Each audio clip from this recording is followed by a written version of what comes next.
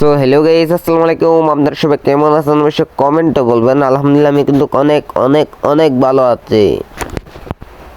So আজকের ভিডিওটা হতে যাচ্ছে কিন্তু নেট ওয়ান সেটিং নিয়ে। সো এই আপডেটের পর কিন্তু নেট ওয়ানে অনেক সমস্যা দেখা যাচ্ছে। 400, 599 এরকমই নেটের সমস্যা। সো এখন থেকে কোনো সমস্যা নেই, কিন্তু এই সেটিংটা করার পরে আপনার নেট কিন্তু একদম চলবে 5, 6, 10, 20, 30। সো বেশি কথা না বলে ভিডিও শুরু করা যাক।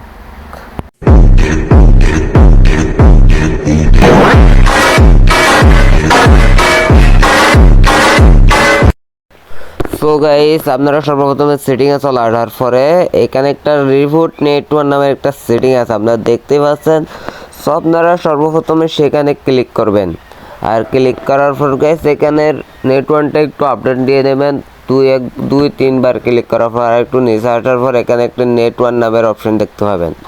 আর এই নেটওয়ার্ক নামের অপশনে যাইয়া আপনারা যদি ডাটাতে গেলেন তাইলে অফ রাখবেন, এবং ওয়াইফাইতে গেলে গাইস অন রাখবেন। এখানে দেখতে পাচ্ছেন ওয়াইফাই, আর এখানে ওয়াইফাইতে গেলে অন রাখবেন এবং ডাটাতে গেলে অফ রাখবেন।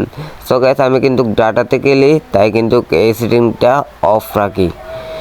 সো এই দুইটা সেটিং যদি আপনি করেন তাইলে গাইস আপনার নেটওয়ার্কে কিন্তু কোনো ধরনের সমস্যা করবে না। সো আপনার শান্তি মতো কিন্তু আরামসে গেম প্লে করতে পারবেন।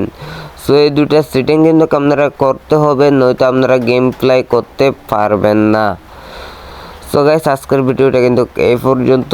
সো খুদা হাফেজ, ভালো থাকবেন, গুড বাই।